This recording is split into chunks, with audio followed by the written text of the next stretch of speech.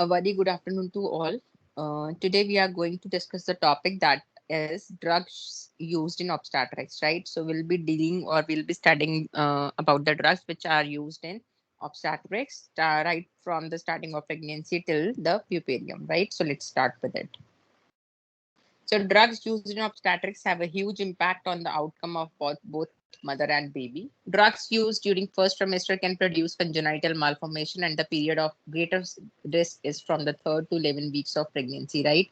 So जो drugs हम first trimester में use करते हैं, ठीक है, they can produce congenital malformation in the fetus, right? And the especially जो risk वाला period रहता है इसमें first trimester में भी, that is from 3rd to 11 weeks of pregnancy. During second and third trimester, drugs can affect the growth and functional development of the fetus, or they can have toxic effect on the fetal tissues. First of all comes drugs used in pregnancy. So there are certain drugs which are used in pregnancy. They are enlisted as follows: folic acid, iron, calcium, antihypertensive drugs, diuretics, right? First of all, we'll be dealing with folic acid. So preparation जो इसकी आती है, that is in the form of injection and in the form of tablet. In the form of injection, 10 ml vials are available, composition of which is 5 mg per ml with 1.5% benzyl alcohol. And in tablet form, जो dosage आती है, that is 0.4 mg, 0.8 mg, and even it is available in 1 mg. Action of folic acid is to stimulate normal erythropoiesis and nucleoprotein synthesis. तो basically RBC production में ये जो है help करता है. Indications of folic acid. Number one is megaloblastic or macrocytic anemia during pregnancy to prevent fetal damage. Second one is to prevent fetal neural tube defects during the pregnancy. So these are the indications. Then comes the contraindications. Contraindications में comes untreated vitamin B12 deficiency. That is the main contraindication. Like if the patient is having untreated vitamin B12 deficiency, then we are not using the folic acid. That is the contraindication. Then comes the adverse effect of folic acid. Number one comes abdominal cramps, then diarrhea, then rash, then irritability can be there, then nausea or bloating can be there, right? Some people may experience diarrhea, and some people may experience constipation.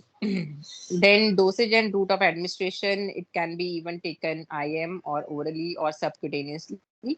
So orally जो इसकी dose रहती है, that is from 0.4 mg or 400 microgram, that is to be taken once daily. Then 0.4 to 0.8 mg IM or subcutaneously daily. Then comes the nursing consideration. So patient with history of fetal neurotube defects in pregnancy should increase folic acid intake 1 month before and 3 months after the conception. ठीक है, जिन patients में if there is any previous history of fetal neurotube defects, they should increase the folic acid intake 1 month before conception. ठीक है, conceive करने से 1 month पहले उन्होंने जब plan कर रहे होंगे तभी start कर देना folic acid, and 3 months after the conception they have to take. Then patient with intestinal malabsorption may need parenteral administration. Then comes iron supplement जो हम देते हैं प्रेगनेंसी में. So iron tablets जो आती हैं, preparation जो उसकी आएगी, that will be each 100 mg provides 33 mg of elemental iron. Tablets are available in the dosage of 90 mg, 200 mg, 300 mg, 325 mg, and 350 mg. Action of iron is to provide elemental iron, which is an essential component in the formation of hemoglobin. So as we all know, जो iron होगा, that will help in the formation of hemoglobin. Indications क्या आपके आ रही है, if the patient is having iron deficiency anemia as a supplement during the pregnancy, because the pregnancy में there is hemodilution, so iron is must. Then contraindications. Primary hemolytic anemia is the contraindication. Then peptic ulcer disease is the contraindication. Then ulcerative colitis is there. Then repeated blood transfusions, that is also a contraindication for using iron therapy. Then adverse effects. Metallic taste, जो taste रहेगा उसके patient के जो mouth में taste रहेगा, that will be metallic taste रहेगा. Temporary stain teeth रहेंगे, nausea and vomiting can be there, and there can be GI irritations, like some people can experience diarrhea, some may experience constipation. Then black color stools can be there. Then dosage and routes of administration. 30 mg OD orally, then injections की form में जो आप लेते हैं that is 20 mg elemental iron per ml in 5 ml and 10 ml single dose vial iron sucrose का जो होता है इंजेक्शन, ठीक है, उससे आपको 20 mg एलिमेंटल आयरन जो है पर ml में मिलेगा इन 5 ml and 10 ml single dose while में। देन डोज इज 15 mg पर kg बॉडी वेट, और मैक्सिमम डोज जो आपको ले सकते हैं that is 1000 mg in single injection IM or diluted with 100 ml of normal saline for intravenous purpose, right? Then comes the nursing considerations. Advise patient to avoid taking tablet with milk or along with the antacids, ठीक है, तो iron की जो tablets होंगी वो हम हमेशा patient को बोलेंगे कि उसको कभी भी दूध के साथ नहीं लेना है और एंटासिड्स के साथ नहीं लेना, क्योंकि उसकी अब्जॉर्प्शन को वो अफेक्ट करता है। Caution patient to crash the tablet. Then caution patient not to substitute one iron salt for another because amount of elemental iron may vary, ठीक है, तो जो आयरन सॉल्ट्स भी होंगे वो डिफरेंट डिफरेंट रहते हैं, तो एक आयरन सॉल्ट को दूसरे का सब्स्टिट्यूट नहीं कर सकते हैं, क्योंकि जो डिफरेंट डिफरेंट आयरन सॉल्ट्स होंगे वो डिफरेंट डिफरेंट क्वांटिटी का एलिमेंटल आयरन जो है वो सप्लाई करते हैं। Advised patient to report for constipation और change in stool colour. Then comes calcium. Calcium C2 की टैबलेट्स जो है वो हम देती है। प्रेपरेशन इसमें जो रहेगी that will B each tablet contains 211 mg or 10.6 milli equivalent of elemental calcium tablet. Tablet form में 250 mg and 500 mg are available, and even 1000 mg is also available. Action है, it replaces calcium and maintain calcium level. Indications. Indications यही है, like as a supplement, calcium supplement हम इसको देते हैं during pregnancy. Then comes the contraindication. So cancer patients with bone metastasis, ठीक है, जो कैंसर पेशेंट में bone metastasis देखा गया उनके अंदर हम नहीं देते हैं कैल्शियम। देन हाइपरकैल्सीमिया की अगर पेशेंट को ऑलरेडी प्रॉब्लम है, तो कैल्शियम लेवल जो है वो ऑलरेडी ज्यादा है ब्लड में, तो तब भी हम नहीं देंगे। देन रीनल कैल्कुलाई की अगर पेशेंट को प्रॉब्लम है तब भी हम नहीं देते हैं कैल्शियम। देन एडवर्स इफेक्ट्स क्या आ जाते हैं आपके, headache, irritability, hypercalcaemia, chalky taste, nausea और vomiting, right? So these are all are the adverse effects. Then comes the dosage and route of administration. So dosage and route of administration में dose क्या आप कह रहे हैं कि 500 mg OD orally देते हैं, but in some patients 1000 mg भी देते हैं, ठीक है, so it depends. Daily once in हाँ OD आप दे सकती हैं। Then nursing consideration आ जाएगा।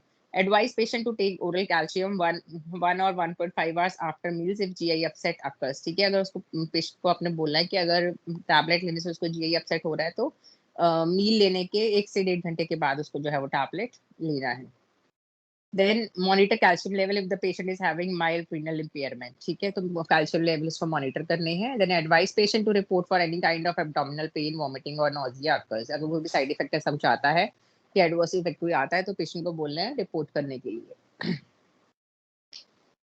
Then ये तो आपके सप्लीमेंट्स हो गए, ठीक है, आयरन हो गया, फॉलिक एसिड हो गया, कैल्शियम हो गया। देन आगे आपकी एंटी हाइपरटेंसिव ड्रग्स, ठीक है, तो सभी तरह की एंटी हाइपरटेंसिव ड्रग्स जो है वो सेफ नहीं होती प्रेगनेंसी में, only few are safe in pregnancy that we are going to discuss in this slides, right?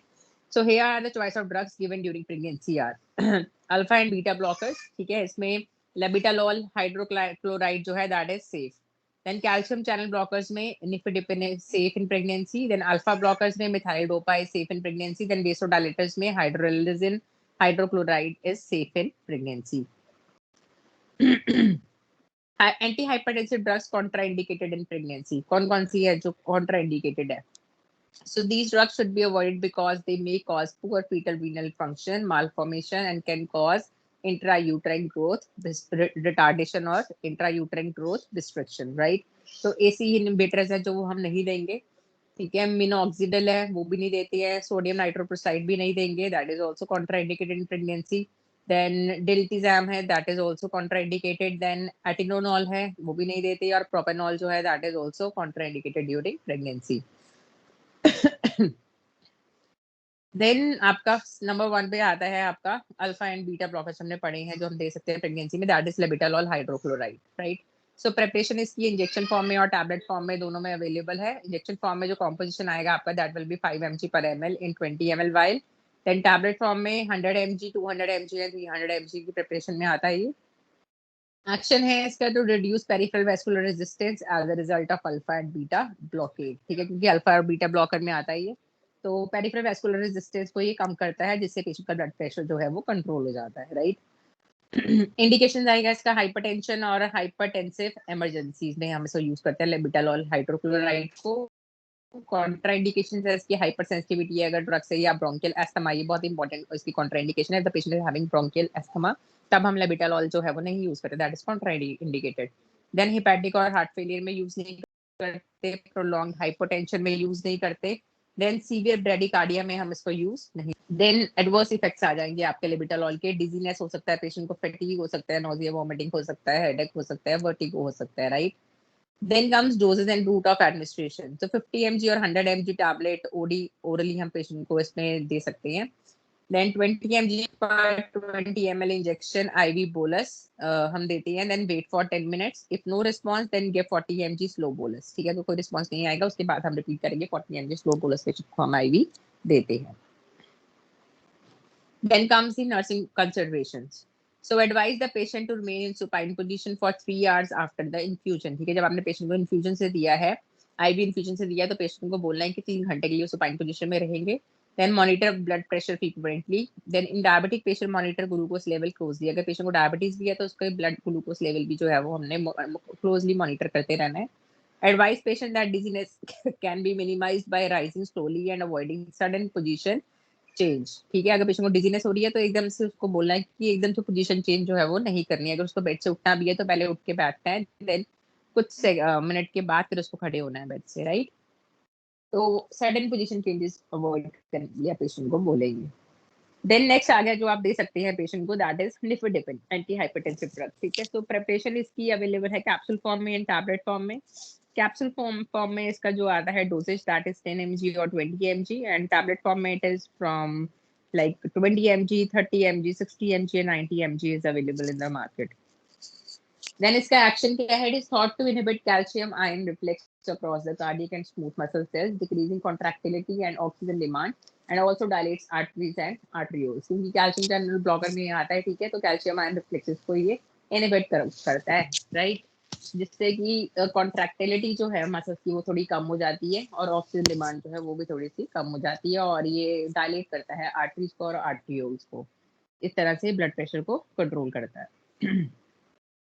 Then आगे आपका इंडिकेशंस वो सेम है, इसका हाइपरटेंशन है अगर पेशेंट को, then classic chronic stable angina pectoris में भी यूज करते हैं निफेडेपिन को हम एंजाइना पेक्टोरिस में, right.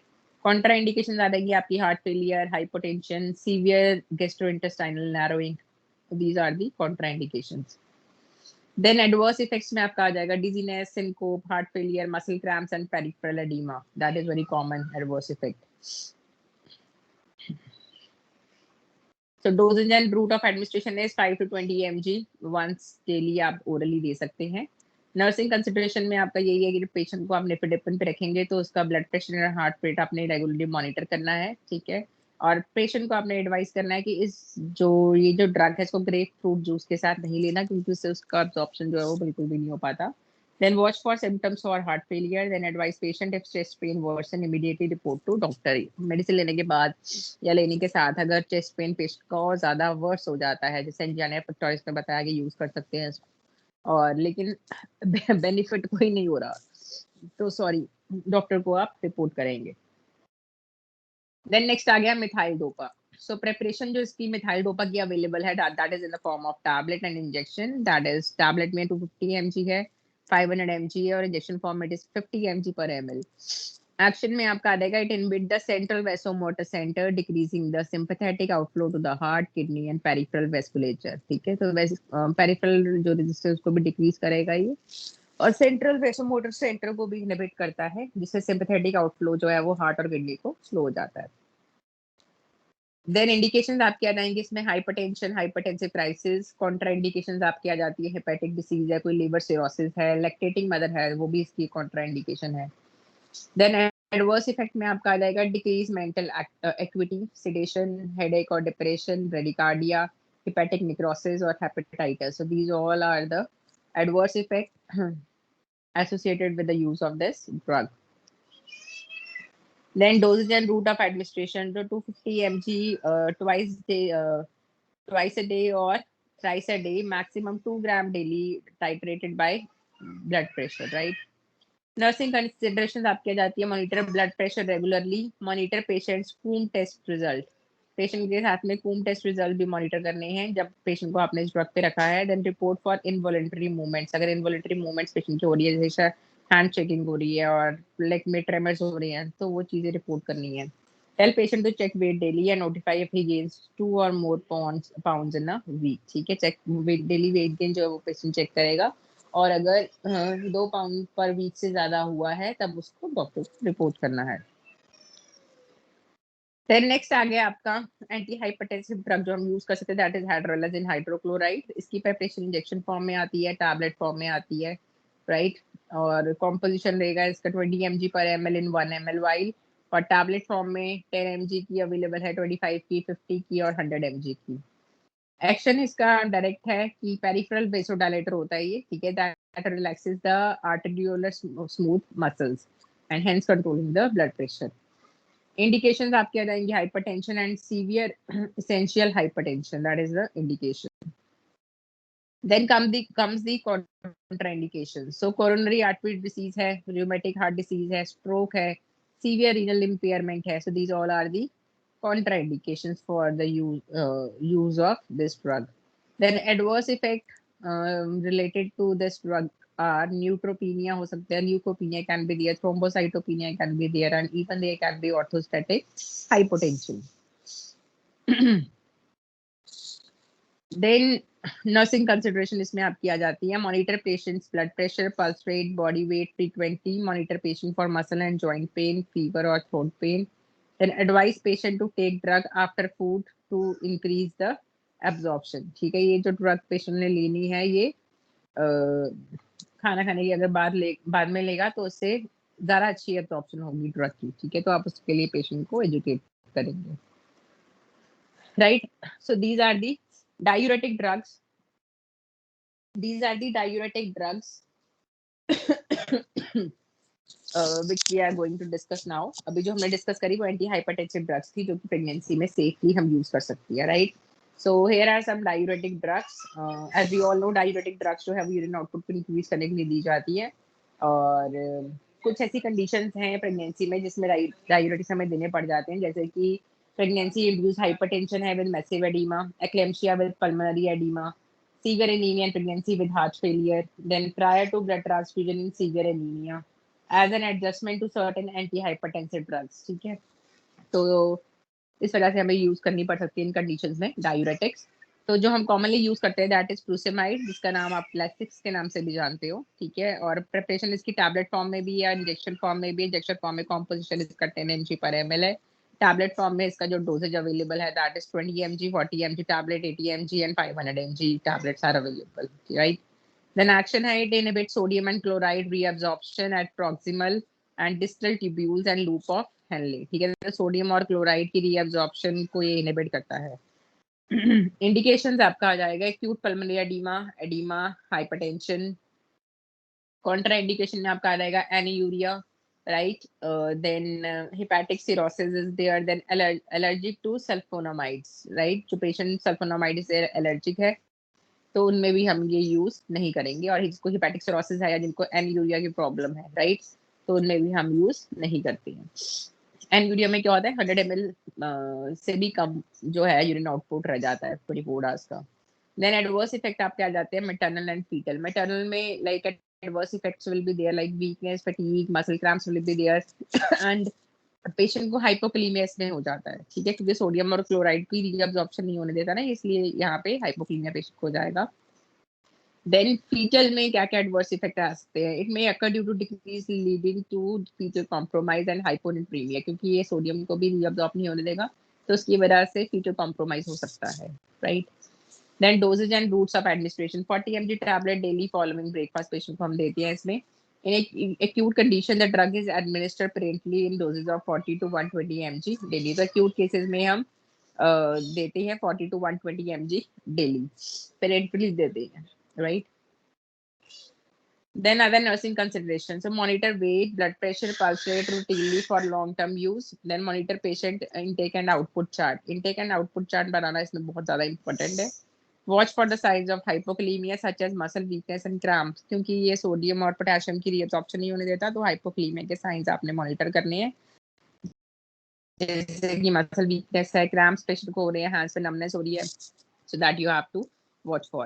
Then monitor uric acid if patient is having gout. Patient को gout है तो uric acid साथ में check monitor करना है. Advise the patient to take drug in the morning after food. Patient को बोलना है morning में मेडिसिन लेनी है खाना खाने के बाद, क्योंकि अगर पेशेंट रात को लेगा तो उसको बार बार यूरिन जाना पड़ेगा, ठीक है, तो उसको जो स्लीपिंग पैटर्न होगा वो डिस्टर्ब होगा, तो ये मेडिसिन जो है वो मॉर्निंग में देती है after breakfast. Advise patient to avoid direct sunlight to prevent photosensitivity reaction.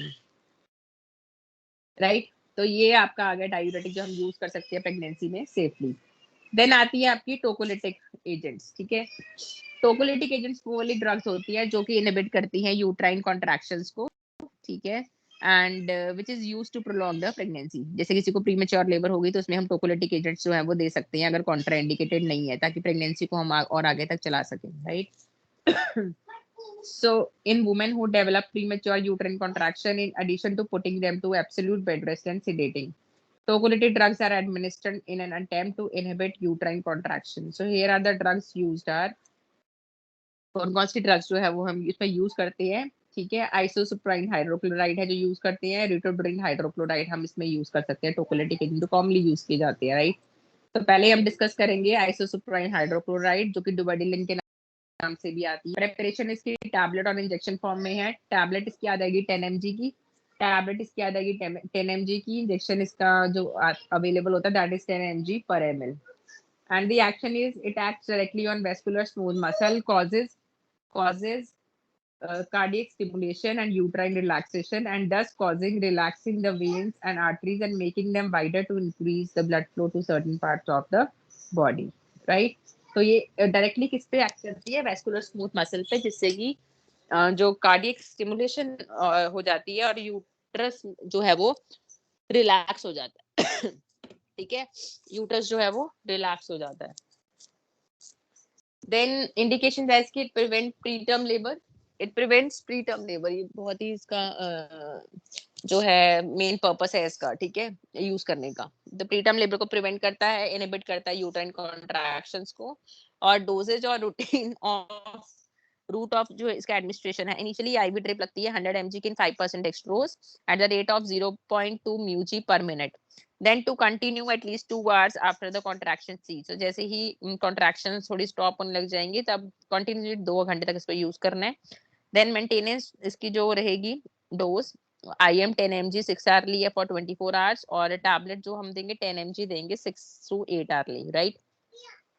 Then a nursing consideration. So assess patient blood pressure, pulse during treatment. Track blood pressure lying and standing as orthostatic hypotension is common. ठीक है, तो patient का लेटा के और खड़ा करके आप दोनों तरह से अपने ब्लड प्रेशर जो है वो लेना है, ताकि आप orthostatic hypotension को रूल आउट कर सको. Then monitor for intensity and length of uterine contractions and fetal heart sound. Then advise the patient to make position changes slowly as fainting may occur. ठीक है, तो पेशेंट को बोलना है कि आराम से उसने अपनी पोजीशन जो है वो चेंज करना है, ठीक है, ताकि वो फेंट होके गिर ना जाए. ठीक है, तो जो पोजीशन चेंजिंग है वो एकदम से नहीं होनी चाहिए, that should be slow and steady, right. So this is all for today. I am giving the summarization, like what we have today. We have covered some of the supplements which we are using during pregnancy, like folic acid, iron, right, calcium supplements that we are giving in pregnancy to pregnant women. Then we have discussed about antihypertensive drugs, those which are safe in pregnancy and those which are not safe in pregnancy. Then we have discussed about diuretics, and after that we have discussed about tocolytic agents, okay, which are given to prevent और to cease uterine contractions preterm labour में जो हम देते हैं, ठीक है, ताकि pregnancy को हम प्रोलॉन्ग कर सके, right. So I hope this topic is clear to all of you. And बाकी की जो ड्रग्स हैं जो ऑब्स्टेटिक्स में हम यूज करते हैं वो हम नेक्स्ट लेक्चर में रखेंगे, ठीक है, रेडी करेंगे, स्टडी करेंगे. Okay, thank you so much for your attention. Thank you.